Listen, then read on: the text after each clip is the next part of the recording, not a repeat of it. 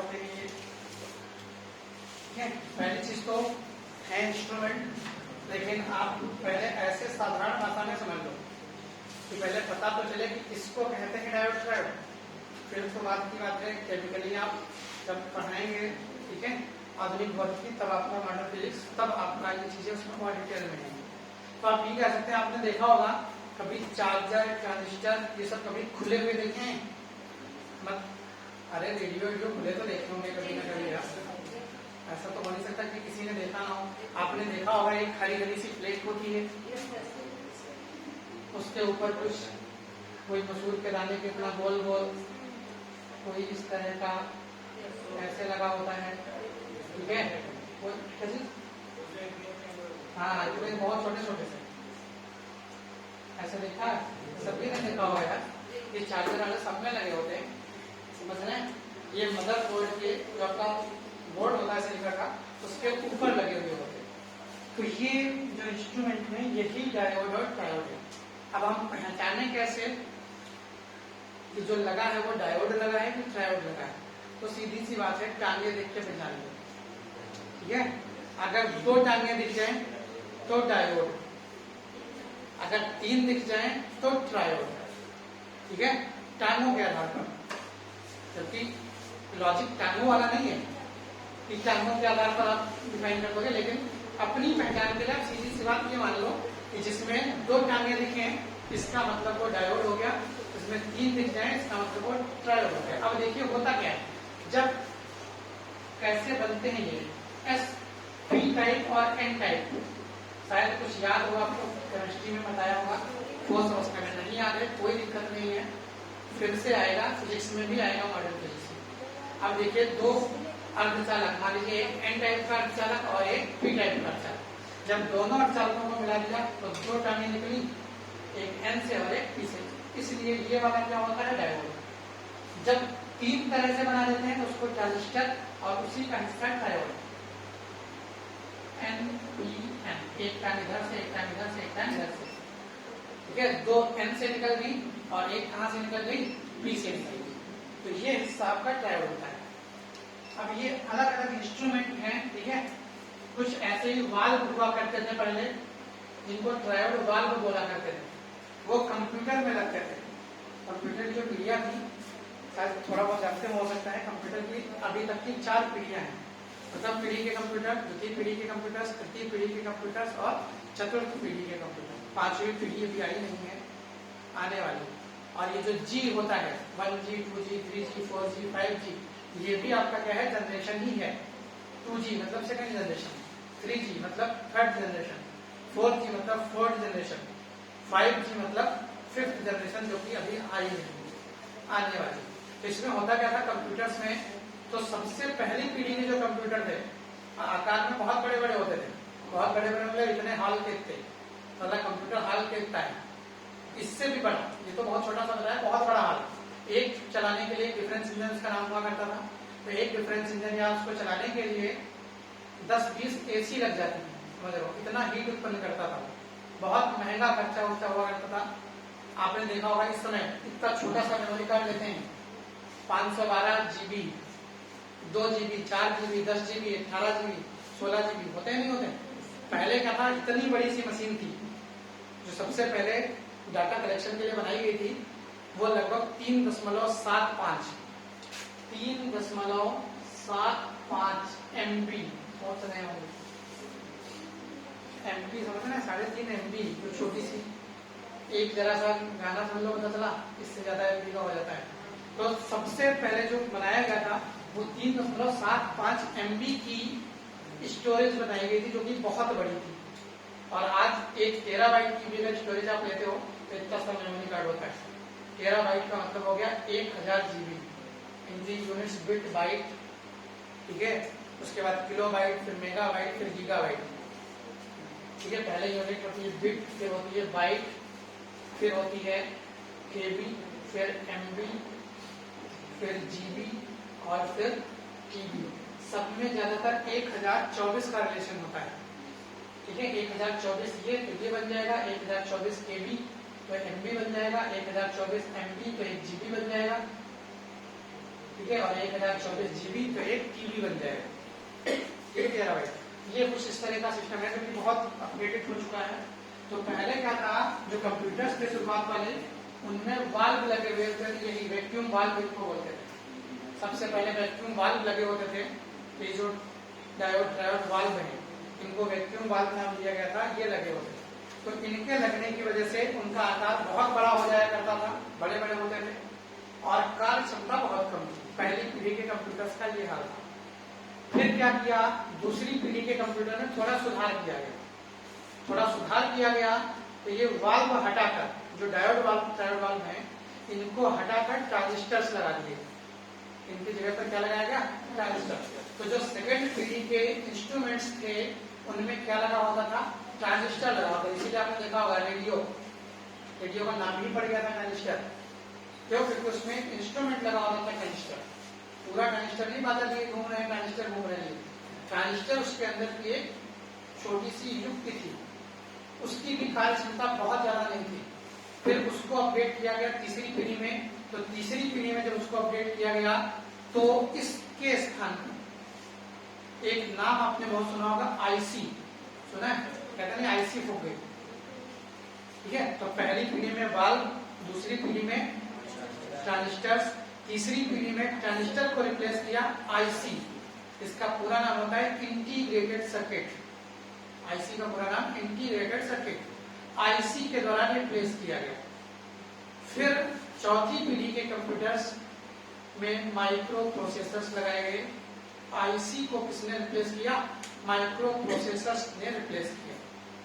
फिर जो अभी तक चल रहे हैं, पांचवी पीढ़ी की जो टेक्नोलॉजी है, वो लगभग आप कह सकते हैं, पीढ़ी तो नहीं लेकिन लगभग टेक्नोलॉजी आ चुकी है, ऑटोमेटिक, यानी जिसको आप बायो केमिकल चिप कह सकते हैं, बायो चिप कह सकते हैं। जैसे पहले क्या था, आजकल आपने देखा सेंसराइज्ड चीजें हो गई। सेंसराइज्ड से मतलब है नल ऐसे हैं, आप हाथ ले जाओ, नल चालू हो गया, ठीक है, सेंसर पे नहीं तो काम कर रहे हैं। या आपने देखा होगा कहीं कहीं अस्पताल या होटल से आपने समय हैंड ड्रायर लगा हुआ है, आप हाथ धुले पता चला, और उसमें एक मशीन सी लगी, छोटी सी इतना डिब्बा सा, उसके नीचे हाथ ले गए और एकदम से गर्म गर्म हवा फेंकेगा, हाथ आपका तुरंत सुखा देगा। तो ये सब क्या है, ये सब ऑटोमेटिक चीजें ही तो हैं, जो बायो सेंसर्स हैं। कि आप बायो सेंसर्स अगर लगा दोगे, बायो केमिकल चीजें, तो क्या होगी, चल जाएंगी। आप कोई दूसरी चीज लगाओ, जैसे फोन होते हैं, फोन दो तरह के होते हैं, एक टच स्क्रीन, एक टच स्क्रीन। ठीक है, ये सब फोन जो आजकल थोड़े महंगे हैं, वो जो आ रहे हैं फोन, वो टच स्क्रीन आ रहे हैं। उनपे आप इससे करते रहो, कुछ नहीं होगा उनमें, समझ रहे हैं। उनमें क्या होगा, तभी होगा जब आप स्क्रीन लगेगी, तभी वो वर्क करेंगे। और दूसरे फोन होते हैं टच स्क्रीन, जो सस्ते मध्य बहुत टेक्नोलॉजी के आते हैं, टच स्क्रीन। उसमें क्या होता है, वो स्क्रीन पर चलते हैं टच स्क्रीन के हिसाब से, कि कहीं भी बता जेब में रखे हैं, छू गया फोन मिल गया रिसीव। अब वो क्या है, टच स्क्रीन नहीं है, वो टच स्क्रीन है, तो उसकी स्क्रीन टच हो रही। पहले सैमसंग का छोटा सा आता था, अक्सर वो टक टक टक टक हुआ करता था, जेब में रखा है किसी के, अब वो टक टक टक टक हो रहा है। इसका मतलब क्या है, वो आपकी स्क्रीन टच हो रही है पैंट में या कहीं, तो वो वर्क कर रहा है। तो वो समस्या दूर करिए, ज्यादातर फोन टच स्क्रीन आ रहे हैं। बहुत सी चीजें ऐसी अपडेट हो रही है, चीजों में जैसे फिंगरप्रिंट सेंसर होता है, बहुत तगड़ा सेंसर होता है। फिंगरप्रिंट सेंसर देखा है, फिंगरप्रिंट दिखने में हल्का फुल्का लगता है, अरे सेंसर है, क्या है, लगा दिया फिर। ये इसकी टेक्नोलॉजी इतनी जबरदस्त है कि अगर इंसान मर जाए तो फिंगरप्रिंट खुलेगा नहीं कहीं। ये नहीं कि मरा हुआ पड़ा है उसको लगा लिया, फिंगरप्रिंट तो नहीं है, नहीं है। फिंगरप्रिंट मरने पर सिकुड़ जाते हैं हल्के से, तो फिंगरप्रिंट है मरने के बाद हल्के से सिकुड़ जाते हैं। जैसे ही सिकुड़े हुए फिंगरप्रिंट इस पर लगाएंगे, ये लॉक कर देगा पूरा सिस्टम, ये जान गया कि भैया मर गया है। जिसके फिंगरप्रिंट लग रहे हैं वो मर चुका है। अगर आपने गलती से लॉक खोलने की बजाय, समझ रहे हैं, जैसे फोन है इसमें लॉक भी होता है, अगर फिंगर नहीं है तो लॉक तो कर लीजिए। लॉक खोलने की बजाय पता चला उसी का मरा पड़ा है कोई, और फिंगर लगा के काम करने की कोशिश करेंगे तो ये परमानेंट लॉक हो जाएगा, कि आप डाटा चोरी नहीं कर सकते। ये सब टेक्नोलॉजियां हैं जो कि बड़ी जबरदस्त है, जो पता नहीं होती नॉर्मली हमें। हमको लगता है नॉर्मल सा फिंगरप्रिंट है, कभी कोई होगा भी तो लगा के खोल लेंगे। वो तब तक वर्क करेगा जब तक आप जिंदा हैं। जैसे ही आप ये मतलब जिंदा नहीं रहे कोई भी, तो जब आप फिंगरप्रिंट लगाओगे तो ये सिकुड़े हुए होते हैं, और सिकुड़े हुए को ये ऐसा नहीं है कि मैच नहीं कर पा रहा है इसलिए खोल नहीं रहा है। सिकुड़े हुए को पहचान लेता है कि ये सिकुड़ गए, मतलब अब ये इंसान डेड हो चुका है, मतलब उसको लॉक कर देना होता है, वो नहीं खोलेगा। लेकिन यहाँ पे ये आपको बता दिया कि जो वाल बाग के क्या थे इस तरह के। आप अगली घड़ी में हाँ, आप अगर इसका ग्राफ बनाना चाहो ओमी और अनोमी का, तो देख लो जरा। ओमी सीधे सीधे होंगे, प्रोपोर्शनलिटी होगी, एक तरफ धारा और एक तरफ वोल्टेज, यानी इधर V और इधर I। अनओमी का परिपथ ग्राफ का कोई क्रम नहीं है, कल भी बताया था।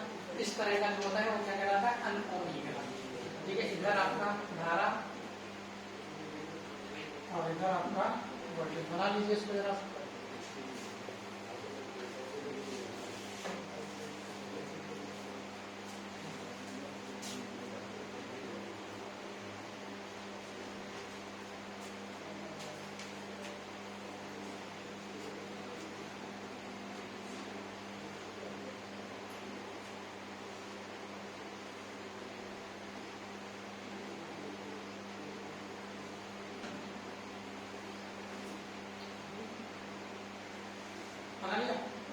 अगली हेडिंग लिखिए गत्यात्मक प्रतिरोध। गत्यात्मक प्रतिरोध,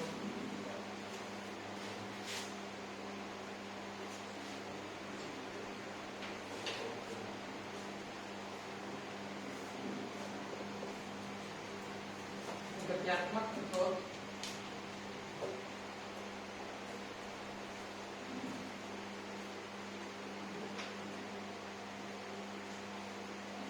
ठीक है, तो सीधी सी बात है, दो चीजों से याद रखिए। गत्यात्मक का मतलब होता है जब प्लेट पर हम वोल्टेज या धारा परिवर्तन करते हैं तो Vp अपान Ip।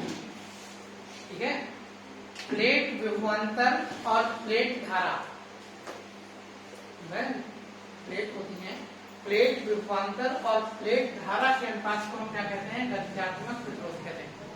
नॉर्मल विभवांतर और धारा के अनुपात को क्या कहते हैं, प्रतिरोध कहते हैं। लेकिन गत्यात्मक प्रतिरोध का मतलब है जो सर्किट हमने बनाया है जिस तरह का, ठीक है, उसमें जो प्लेट धारा होगी, प्लेट में जो धारा प्रवाहित हो रही है और प्लेट में जो विभवांतर हमने अप्लाई किया है, तो प्लेट विभवांतर तथा प्लेट धारा में जो परिवर्तन होता है उनके अनुपात को, मतलब Vp और Ip प्लेट हो गई, परिवर्तन का मतलब डेल्टा लगा दें, तो delta Vp upon delta Ip, ये चीज क्या होगी, आपकी गत्यात्मक प्रतिरोध होगी। तो देख लीजिए जरा इसको, किसी निश्चित तंतु धारा के लिए, किसी निश्चित तंतु धारा के लिए, किसी निश्चित तंतु धारा के लिए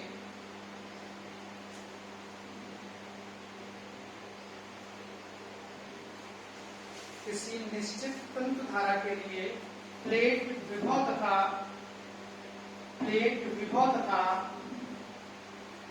प्लेट धारा के अनुपात को, प्लेट विभव तथा प्लेट धारा के अनुपात को डायोड का गत्यात्मक प्रतिरोध कहते हैं, गत्यात्मक प्रतिरोध कहते हैं। आरपी बराबर, ठीक है, गत्यात्मक प्रतिरोध आरपी बराबर delta Vp upon delta Ip। RP बराबर delta Vp upon delta Ip।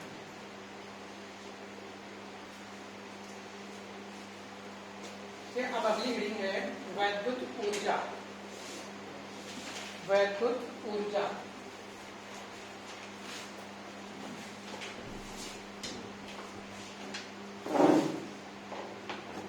ठीक है, अगली रीडिंग है वैद्युत ऊर्जा। तो देखिए, ऊर्जा तो समझते हैं, जैसे हमने क्या किया, पावर सप्लाई ऑन करी, तो अगर ये पंखा चल रहा है तो कुछ ना कुछ ऊर्जा कंज्यूम कर रहा होगा, कुछ ना कुछ ऊर्जा वे कर रहा है, कुछ खर्च कर रहा है, कुछ अपने अंदर कंज्यूम कर रहा है, ठीक है, अंदर ले रहा है। तो इसमें अगर हमने कोई स्विच ऑन कर दिया तो होगा क्या, एक तो विभवांतर और दूसरा कौन, आवेश। आवेश का ही बदला हुआ रूप क्या है, धारा है। तो आप कह सकते हैं कि अगर हम क्या कर देंगे, किसी भी स्विच को हमने ऑन किया तो उसमें क्या होगा, विभवांतर अप्लाई कर रहे हैं। अगर आप विभवांतर अप्लाई करेंगे तो होता क्या है, आवेश ही तो भागता है इधर उधर। आवेश प्रवाह के इधर को हम क्या कहते हैं, धारा कहते हैं। तो भागता कौन है, धारा नहीं भागती है, भागता आवेश है। और जिस रेट से भाग रहा होता है उसी को हम क्या कह देते हैं, धारा कह देते हैं। ठीक है, तो यानी हम ये कह सकते हैं कि अगर हम क्या करेंगे, कोई भी स्विच ऑन करेंगे, तो जब स्विच ऑन करेंगे, देखिए जैसे ही चार्जिंग डिस्चार्जिंग स्टार्ट करते हो आप, तो इसका मतलब हमने वोल्टेज अप्लाई किया तो तुरंत क्या होता है, Q बढ़ने लगता है। Q का मान बढ़ता है, पीक तक पहुंच जाता है, तो हम कह देते हैं कि अब ये फुल्ली चार्ज हो गया। ठीक है, मतलब अब वो Q के मान को एक्सेप्ट नहीं कर रहा है, आवेश को संचित, जैसे बैटरियां होती क्या करती हैं, आवेश को संचित ही तो करती है। आवेश संचित करते करते उनकी लिमिट एक्सीड हो गई, मतलब अब वो आवेश को अपने आप में संचित नहीं कर रही हैं, तो हम कह देते हैं कि ये चीज क्या है, फुल्ली चार्ज हो गई। तो इसका मतलब है जब हम कुछ इस तरह की चीज यानी आवेश और विभवांतर अप्लाई करते हैं तो कुछ ना कुछ इस पर क्या किया जाता है, कार्य किया जाता है। तो इसीलिए जो वैद्युत ऊर्जा या वैद्युत कार्य है उसको ये कह दिया गया विभव तथा आवेश के गुणनफल को। ठीक है, जो आपका विभव है मतलब V और आवेश आपका Q, इन दोनों का गुणनफल जो होता है वो क्या कहलाता है, वैद्युत ऊर्जा या फिर किया गया कार्य कहलाता है। W बराबर V इंटू Q। फिर आप क्या कर सकते हो, V और Q के मान रख सकते हो, जैसे V बराबर IR। ठीक है, तो आपका एक रिलेशन निकल आएगा। Q की जगह IT रख दो तो एक और रिलेशन निकल आएगा, समझ रहे हैं। Q की जगह V और I का रिलेशन रख दो तो एक अगला समीकरण निकल आएगा। यानी आप ये कह सकते हैं उनसे हम क्या कर सकते हैं, फार्मूले अलग अलग निकाल लेंगे, और जो वही फार्मूले हैं वही यूनिट्स इसको बोलते हैं वैद्युत ऊर्जा जितनी खर्च करते हैं। अब वैद्युत ऊर्जा का अगर हमने बड़ा मात्रक ले लिया थोड़ा सा, कि एक घंटे में कितनी ऊर्जा खर्च कर रहा है, कितने यूनिट खर्च कर रहा है, उसी को घरों की लाइट, इसको यूनिट बोलते हैं किलोवाट घंटा। ये भी क्या है, व्यय शक्ति ही तो है कि कितनी शक्ति व्यय हुई है, इसका मतलब है एक घंटे में उसने कितना काम किया है, ये चीज तो हुई। इस चीज को हम क्या कर देते हैं, ठीक है, वैद्युत शक्ति या वैद्युत ऊर्जा या इस तरह की कोई चीज कह देते हैं। तो लिख लीजिए जरा इसको भी। देखिए जब किसी Q आवेश को V वोल्ट के विभवांतर के पार V वोल्ट के विभवांतर के तार पर एक बिंदु से दूसरे बिंदु तक ले जाया जाता है, एक बिंदु से दूसरे बिंदु तक ले जाया जाता है, एक बिंदु से दूसरे बिंदु तक ले जाया जाता है, तो किया गया कार्य वैद्युत ऊर्जा कहलाती है। अतः वैद्युत ऊर्जा या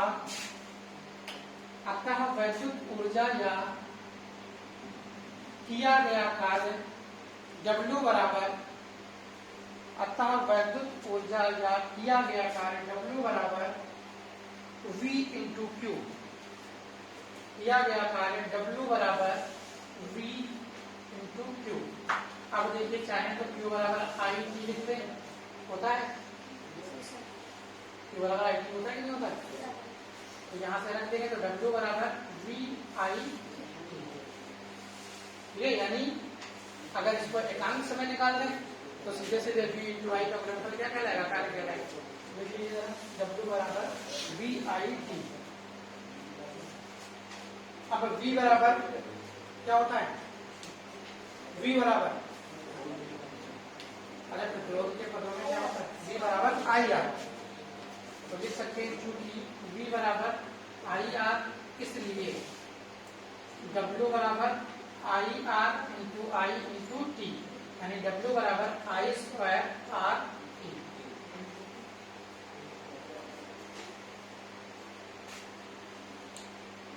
W बराबर आई स्क्वायर आर टी।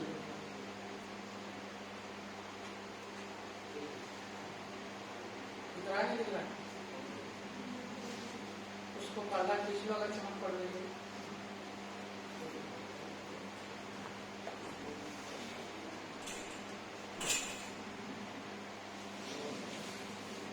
हो गया, चलिए अब आगे लिखेंगे ऐसे। आगे लिखिएगा चूंकि एक कैलोरी ऊष्मा, चूंकि 1 कैलोरी ऊष्मा 4.2 जूल, 4.2 जूल कार्य के बराबर होती है, 4.2 जूल कार्य के बराबर होती है।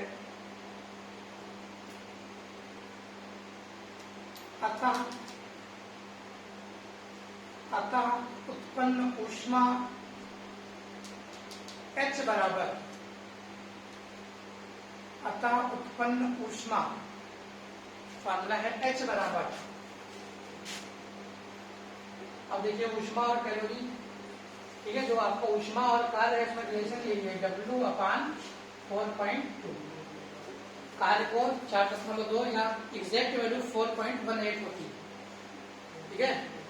अगर हम क्या करते हैं 4.2 मान लेते हैं, उसको 4.2 से भाग कर दें तो कार्य यानी ऊर्जा ही काहे में परिवर्तित हो जाती है, ऊष्मा में परिवर्तित हो जाती है। जब H बराबर ये, अब चाहो तो सारे फार्मूले V इंटू क्यू अपान 4.2 हो जाएगा, आई स्क्वायर आर टी अपान 4.2 या V आई टी अपान 4.2। लिख लीजिए फार्मूला, काम आएंगे, ये फार्मूले लिख लीजिए, काम आएंगे।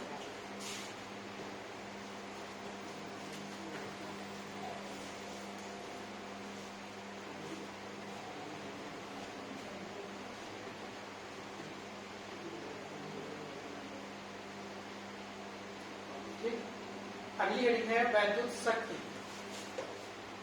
अगली हेडिंग है वैद्युत शक्ति।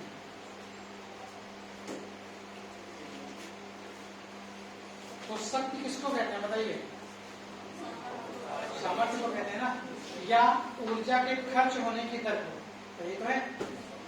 अगर कहते हैं हमारी इतनी शक्ति है तो इसका मतलब क्या है कि हमारे अंदर जो शक्ति है, जो एनर्जी है या जो ऊर्जा है वो कितनी देर तक चल पाएगी, यही तो है।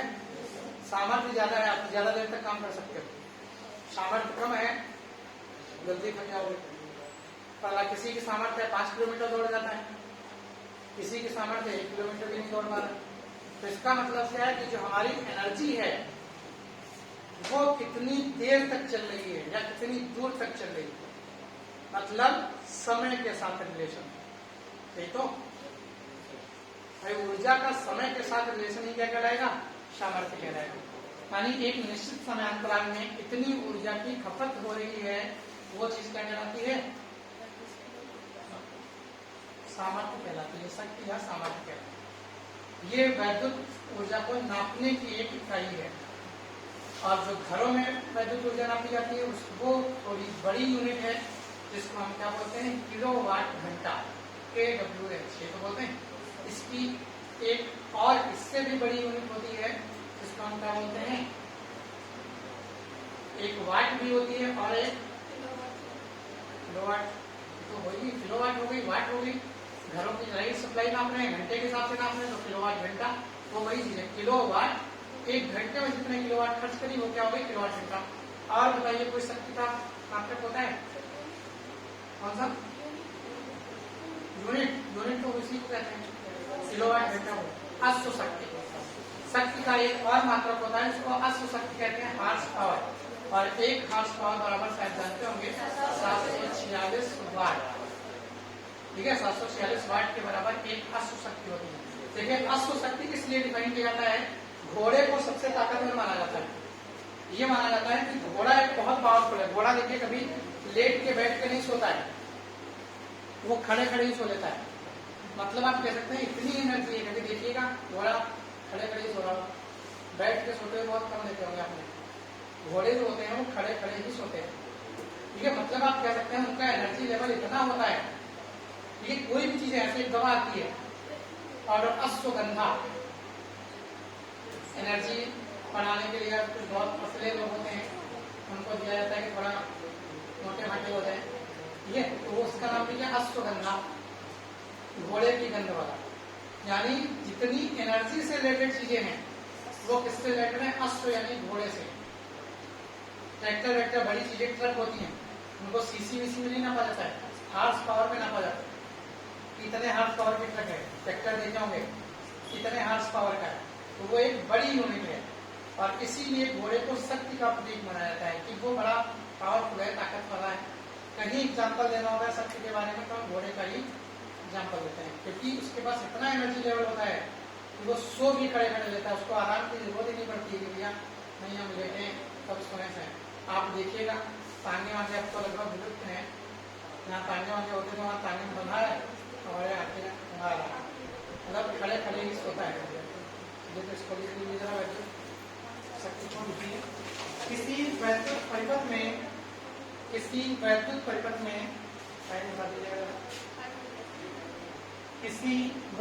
परिपथ में ऊर्जा के क्षय होने की दर को किसी वैद्युत परिपथ में ऊर्जा के क्षय होने की दर को वैद्युत शक्ति कहते हैं। वैद्युत शक्ति कहते हैं, इसे P से प्रदर्शित करते हैं। P फॉर पापा, इसे P से प्रदर्शित करते हैं। P बराबर W/T। अगला है P बराबर